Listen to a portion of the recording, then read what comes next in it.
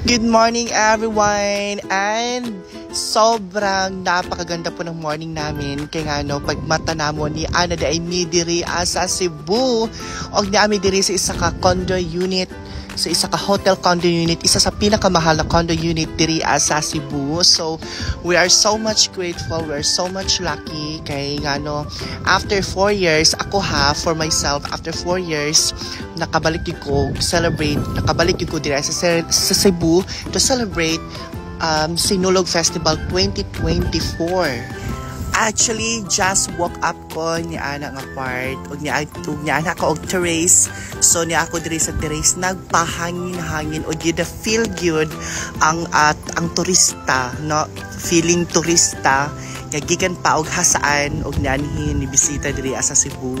So actually naadya sila diha, sila Ma'am Shiji, dyan sa kabila naman sina Jigjag at Belly. So mo ni siya ang pag sa terrace mo ni siya ang larawan, or I mean ang surroundings na makita nimo diri sa gawas. There is actually naami sa 6th floor. Ayan si Jigjag, nasa kabila sila, pero magkasama lang kami ng room, magkaiba lang ng window. Ayan si Belly, magkatabi sila actually.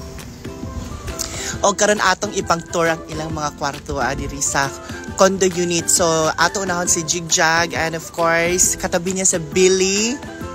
Ayan, sina Belly. Ayan, mo nilang kwarto guys diri sa among gina-stayhan nga pinakamahal nga condo unit diri sa Cebu.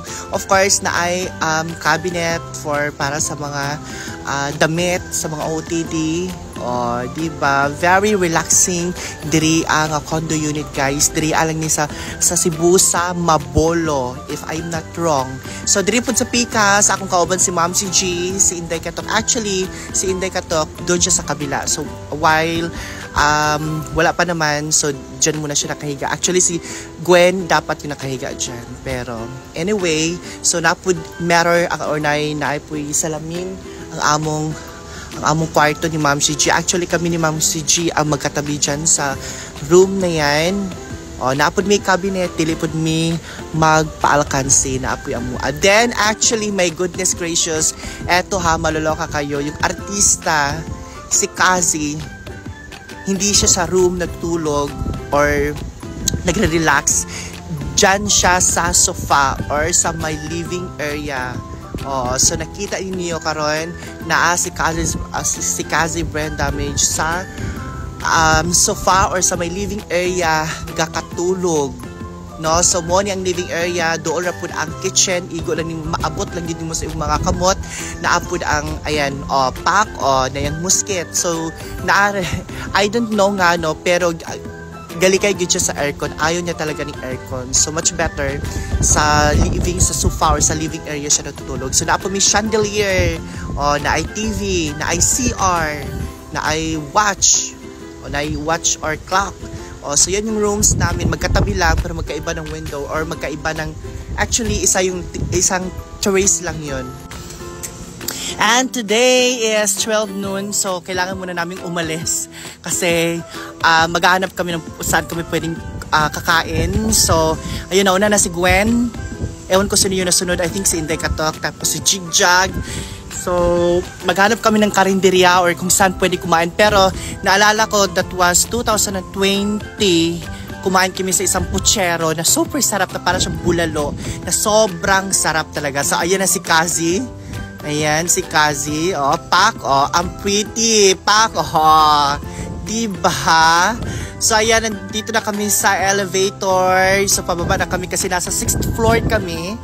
Ayan, so pababa kami sa ground floor. Then, pagbaba natin guys, makikita natin ang view sa inistihan namin na hotel condo diri sa Cebu. So, ayan na sila, Pak. Para sila mga, ang pretty. Ay, bongga.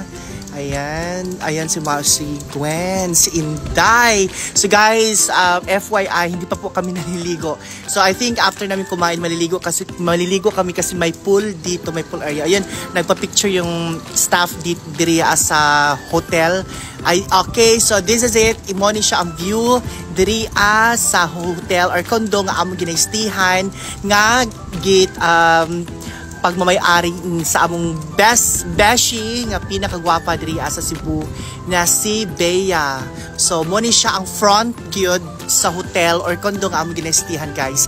Grabe kanindot og very relaxing og lami kay diri mag pictorials or mag photoshoot, pero syempre dili na nato siya i-skip, mag pictorial gyud ta, mag photoshoot gyud ta diri ang dapita. Kasi syempre it's memorable nga after 4 years nakabalik ko diri to celebrate Sinulog Festival 2024. So guys, papunta na kami sa labas, papunta na kami sa gate at maghahanap pa po kami ng pwedeng makainan para sa amo ang lunch. Sumuonin siya ang view gyud.